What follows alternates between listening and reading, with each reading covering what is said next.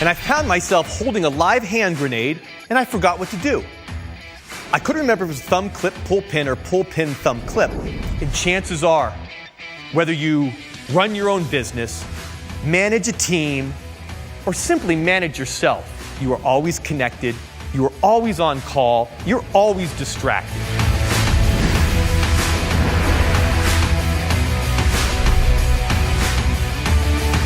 Mushin is the philosophy that powers that art of war. That's the clarity of the enlightened warrior.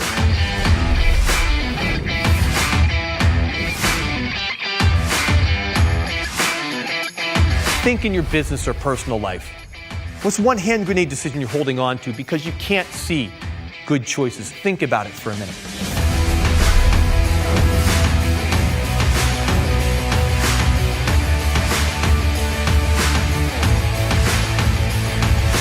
So here's the FBI agents. They're saying, Michael, you're a Marine veteran, you're a patriot, will you help us? So I picked up 2 marquee clients that dramatically impacted my bottom line and led to a whole bunch of other opportunities that I never could have imagined. Michael Veltri is a nationally renowned best-selling author and entrepreneur, a cancer survivor, martial arts master, and United States Marine veteran. Michael has decoded a 5,000-year-old system for performance called the Mushin Way, based on the practices of ancient warriors and philosophers. Secret until now.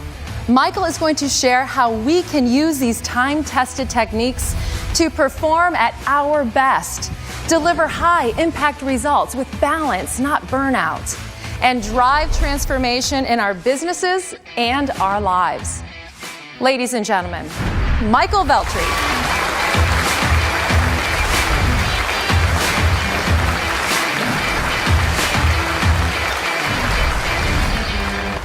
My first experience in working with elite, successful teams came when I was in the Marine Corps. And there came a time when I was training in the Marine Corps, and I found myself holding a live hand grenade, and I forgot what to do. I couldn't remember if it was thumb clip, pull pin, or pull pin, thumb clip. But I'm standing there holding a live hand grenade. Now, the Marine recruiter never told me about this. The Marine recruiter talked about travel to foreign and exotic lands. He talked about the glamour of the Marine Corps, of wearing the sharp dress blues uniform. And he talked about leadership, becoming a leader of Marines. He never said anything about having to hold and throw live hand grenades. So somehow I did manage to rip the pin out, and it's go time. You cannot put the pin back in a grenade once you've pulled it out. I'm sweating bullets. I am literally scared to death. I've got 30 of my Marine buddies watching to see if I'm going to screw this up and kill myself. I've got a Marine drill instructor right up in my face, purposefully screaming at me, causing fear, confusion, distracting me, and I've got a big decision to make here. 3 choices. Choice number 1, I make a good decision and choose to throw the hand grenade. Yet, like any good decision, it has to be executed properly. Because what good is it if I don't throw it far enough, or at the right time, or in the right direction? Option number 2, I make a bad decision. I'm so overwhelmed by my fear, right? I am holding a live hand grenade with the pin out. Or my ego. I don't want to look bad in front of my Marine buddies. My fear and ego corrupt me. I make a bad decision, dropping the hand grenade, killing myself, killing and injuring my Marine buddies. And then there's always the 3rd choice, where I neither make a good decision and throw the hand grenade, nor make a bad decision and drop it and get rid of it. But I choose to make no decision. And I have to hold on to that hand grenade for the rest of my life. So you see, decisions in our business and life are like holding that hand grenade. You're either going to hold it, drop it, or throw it. And you guys know we surround ourselves with walls of distractions and to-do lists. And sometimes holding off and not making a decision feels like the safest thing to do. But we all know delay is increasingly expensive. Windows of opportunity open for us, yet they close even quicker in today's 24/7, 365, hyper-connected, hyper-distracted world that we live in. On average, how many times a day do you think busy professionals like us look at their smartphone? 50, 100 times? Yep. Who else? Be honest, let me see how many of you use your smartphone as an alarm clock each morning. I would make a great decision, and I couldn't put two and two together to pull it off, but I would make a horrible decision and execute it perfectly. Have you ever done that? I was working with a client of mine who said, Michael, forget about more with less. You can double my budget. I can't do more with more. So how can we make good decisions under those circumstances? The Mushin way shows us how.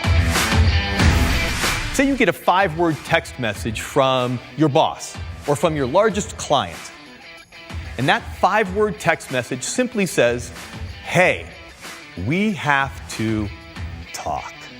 You ever get one of those? All right, how many of you felt your heart rate spike just thinking of it? If you get that message from your boss, uh-oh, my commission plan changing, am I losing my job? Are we being bought? Are we being sold? What's going on? Or if you get that message from your largest client, do you start to worry, are they leaving me? Are they going to my competitor? The body's an amazing machine. The spirit is amazing. A few months after that, I was able to walk slowly. A few months after that, I was able to move a little quicker. I was able to jog. I was able to run. A few years later, I ran my first marathon on 1.5 lungs as a fundraiser for the American Cancer Society. I can kick Debbie. I can stomp on Taylor. He can kick me. I can sue them. They can sue me. Or we can tie them up and push them away, run to safety. Let's untangle here. We can move another way to tie them up and run to safety. We get tunnel vision.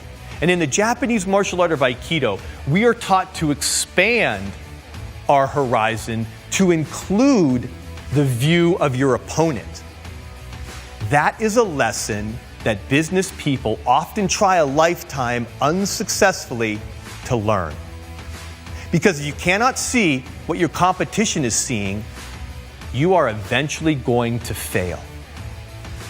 But if you can see through your competition's eyes, if you can see through each other's eyes, if you can see through your spouse's eyes, you can first embrace and then overcome any challenge. That is true victory through harmony, because what is the opposite of we must win? The opposite is you're afraid.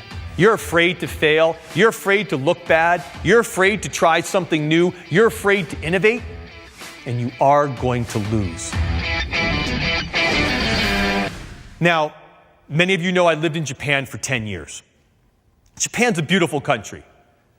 It's a country that's given us Zen meditation, elegant and graceful martial arts, and of course, everyone's favorite, karaoke.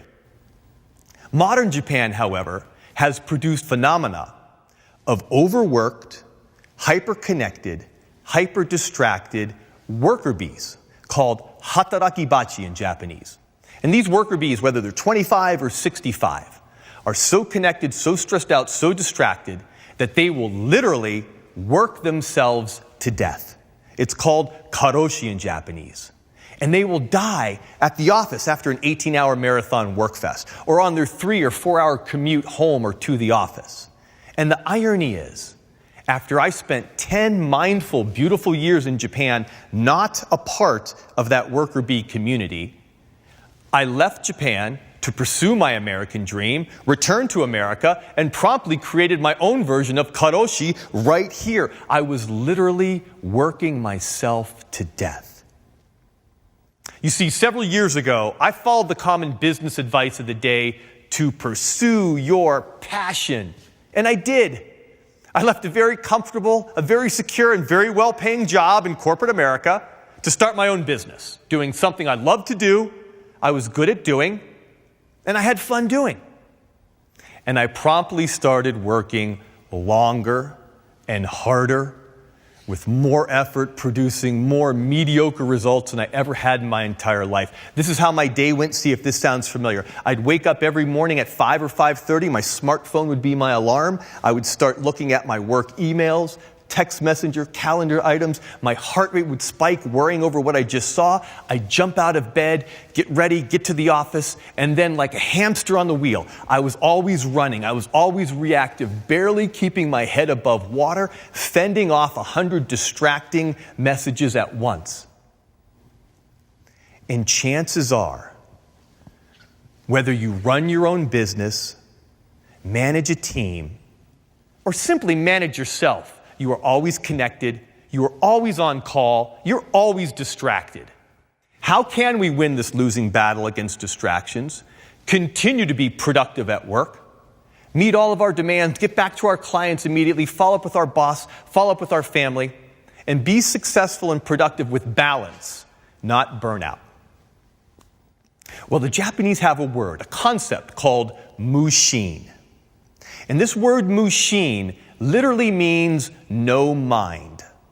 But I'd like you to think of it as no distractions or clarity.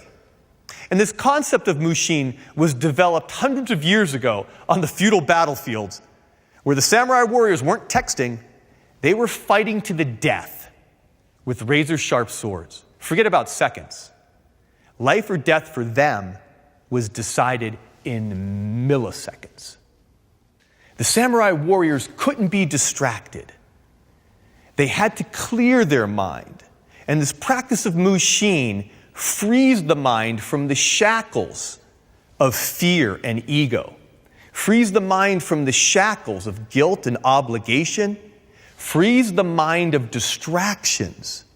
So the mind becomes calm and clear and reflective like a calm body of water, polished to a mirror reflection. You can simply see each and every situation for what it is, unencumbered by these shackles. From there, you can make the right decision at the right time, all of the time. Now, I'm sure you've heard of the best-selling book called The Art of War by Sun Tzu. It talks about wonderful strategies and tactics, especially how to apply them in the business world. Mushin is the philosophy that powers that art of war. That's the clarity of the enlightened warrior. Well, here's my first Mushin Way peak performance lesson that I want to share with you today. And that is, even though you can't see them, you always have great choices. Even though you can't see them, you always have great choices. Well, not too long ago, in my business life, I was faced with a really tough situation. You see, I own and operate one of the largest martial arts academies on the East Coast, in Washington, D.C., a few blocks from the White House. And among my adult students are the political rock stars of the area. I have members of Congress, members of various presidential administrations as my students, lawyers and lobbyists, business people, and a bunch of foreign diplomats. Now, not too long ago, I had a Russian diplomat come and take my adult intro program. Real nice guy, did great in the first class. He was coming back for his second class. But the next day, there was a knock on my door. And that knock was from the FBI. From the FBI Counterintelligence Division. Now, it turns out that this Russian diplomat, his job was to sit at the big Russian embassy in D.C. and intercept our U.S. signals and try to break our codes. In other words, he was a spy. A spy, yes. Can you believe that? And it turns out that he rarely left the embassy.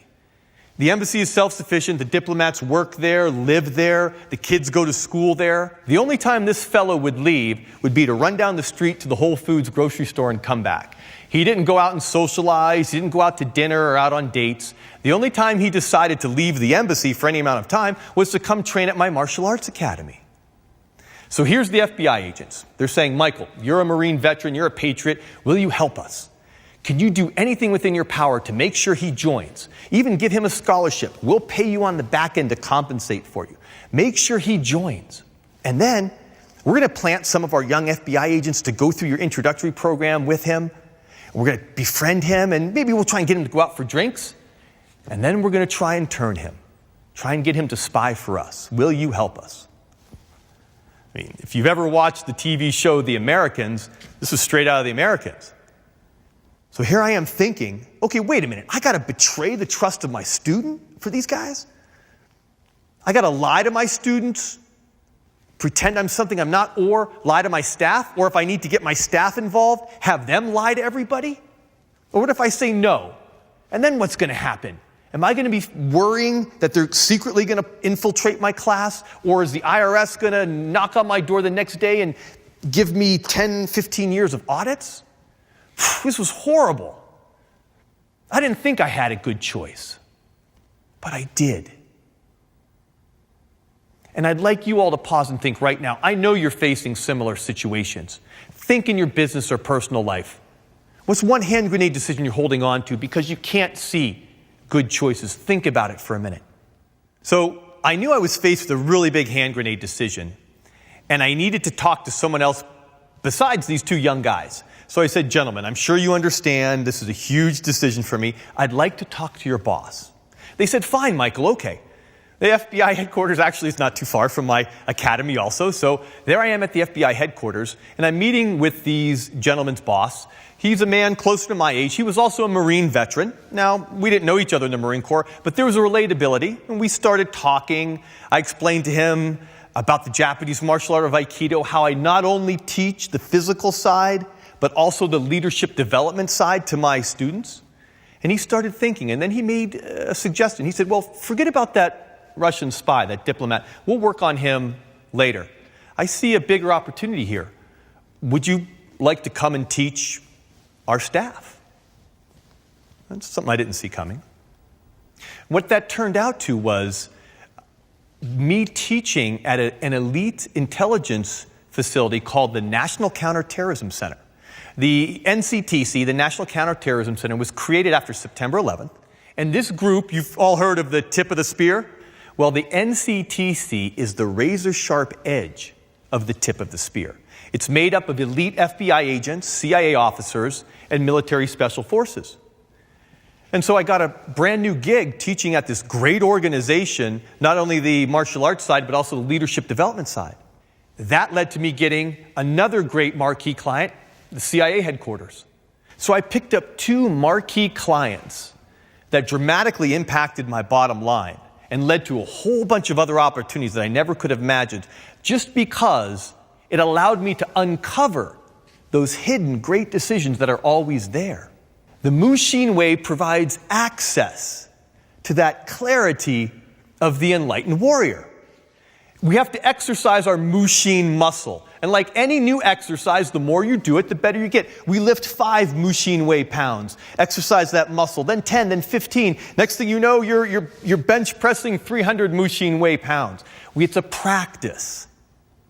Because you guys know, when we are faced with those hand grenade decisions, we often attach more and more fear and ego to the point of paralysis.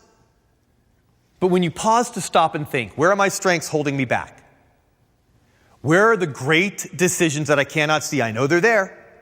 And that true victory is achieved through harmony. You are juggling hand grenade decisions, not holding them, throwing them the right time, the right direction all the time, but especially when the pace is fast and the stakes are high. That achieves a level of peak performance with balance, not burnout. And that is the power, that is the promise, that is the practice of the Mushin Way. Thank you very much.